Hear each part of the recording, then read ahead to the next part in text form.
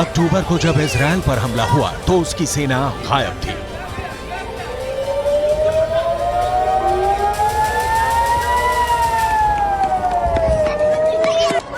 सबसे एडवांस मानी जाने वाली इजराइल की खुफिया एजेंसी को हमले की भनक तक नहीं लगी। इजराइल की एलीट यूनिट पूरी तरह से फेल हो गई।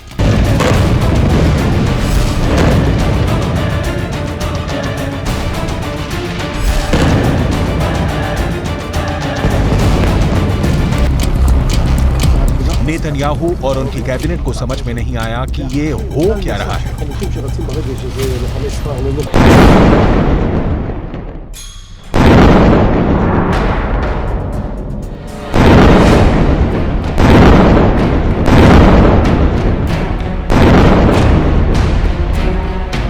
(1973) के बाद ऐसा पहली बार था जब इजराइल पर इतना बड़ा अटैक हुआ।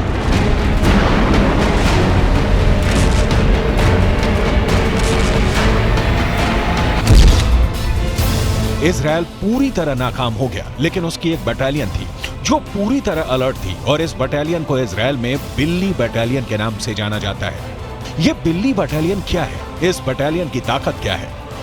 यह इजराइल की सबसे खूंखार फोर्स बनकर अचानक कैसे उभरी है?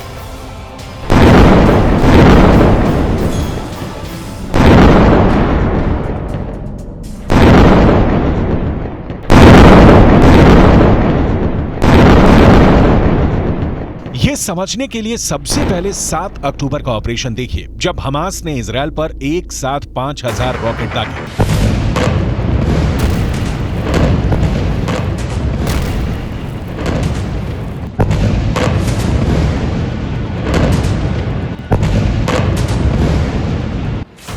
गाजा पट्टी से हुए हमले के बाद इजराइल के प्रधानमंत्री बेंजामिन नेतन्याहू ने जंग का ऐलान कर दिया और फिर जो हुआ, ये तस्वीरें उसकी गवाही दे रही हैं।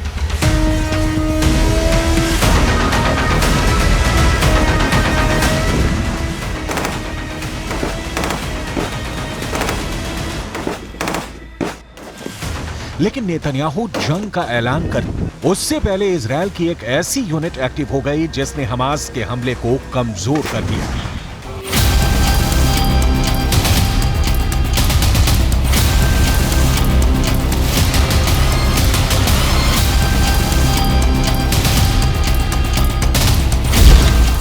यही यूनिट इजराइल में बिल्ली बटालियन के नाम से जानी जाती है।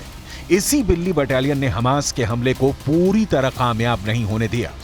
इस बिल्ली बटालियन में 70% से ज्यादा कमांडो लड़कियां हैं। ये लड़कियां इजराइल में शेरनी कही जाती हैं।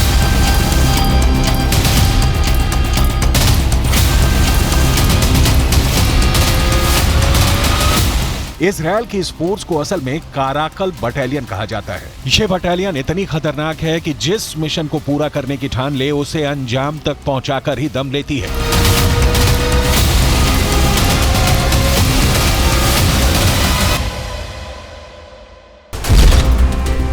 इस बार भी यही हुआ। 7 अक्टूबर को हुए हमले के बाद बिल्ली बटालियन एक्टिव हुई और उसकी 13 कमांडो लड़कियों ने हमास के 100 लड़ाकों को मार दिया।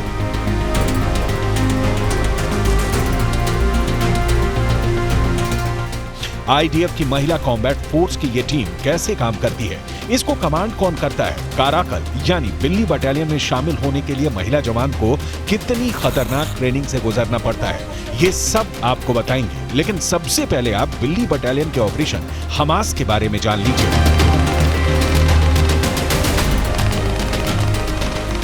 कि कैसे सिर्फ 13 कमांडर ने हमास के मिशन को पूरा होने से पहले उसे फेल कर दिया।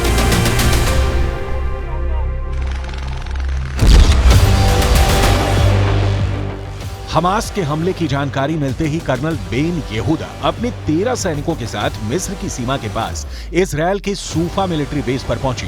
यहीं पर हमास ने हमला किया था और वहां पहुंचते ही इस बिल्ली बटालियन की कमांडो ने लड़ना शुरू कर दिया।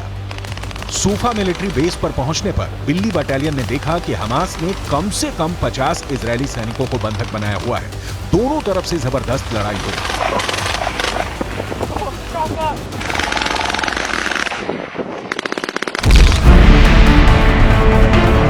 इजरायल का दावा है कि लगातार 4 घंटे तक फायरिंग में कर्नल बेन येहूदा और उनकी साथी कमांडर ने हमास के कई लड़ाकों को मार गिराया। हालांकि इस दौरान बिल्ली बटालियन के कुछ कमांडो भी घायल हो गए, लेकिन कर्नल बेन येहूदा का इरादा डिगा नहीं और वो डटी रहे। इस दौरान इजरायल की नेवी के एक कमांडर भी हमास से लड़ने सूफा मिलिट्री यूनिट पहुंच गए। ये लड़ाई करीब 14 घंटे तक चली, जिसमें बिल्ली बटालियन ने 100 हमास लड़ाकों को मार गिराया और अपने साथी सैनिकों को भी छोड़ा लिया। 14 घंटे का यह ऑपरेशन इजरायल के सैन्य इतिहास में बड़ा मुकाम पा चुका है। इस ऑपरेशन के बाद पूरे इजरायल में कर्नल बेन येहूदा और उनकी टीम हीरो बन गई है।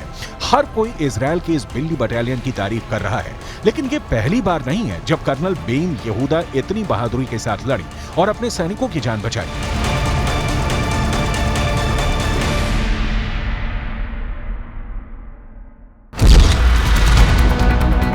साल 2014 में भी बेन येहूदा मिस्र बॉर्डर पर इसी तरह के ऑपरेशन के दौरान जख्मी हो गई थी, लेकिन उन्होंने हार नहीं मानी और युद्ध में एक दुश्मन को मार गिराया था। इजरायल की बिल्ली बटालियन वाकई बहुत खतरनाक फोर्स है। अब ये भी समझ लीजिए कि ये बिल्ली बटालियन काम कैसे करती है। दरअसल इस खतरनाक बटालियन में महिला और पुरुष दोनों सैनिक मिलकर काम करते हैं, किसी भी ऑपरेशन को अंजाम देते हैं। खास बात यह कि इस बटालियन में महिलाओं की तादाद पुरुषों के मुकाबले काफी ज्यादा है।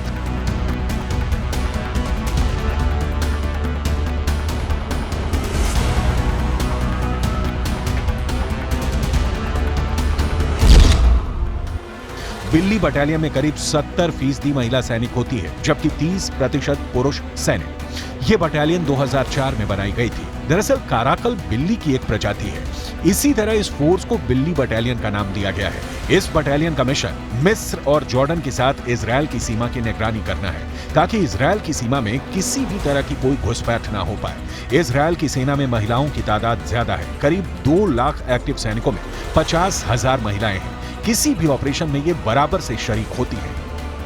इजरायल की काराकल बटालियन की कामयाबी का रेट बहुत ज्यादा है। हमास के अटैक के बाद कई मोर्चों पर इन्होंने सफल ऑपरेशन किया और अभी भी इन महिला सैनिकों की तैनाती कई मोर्चे पर की गई है।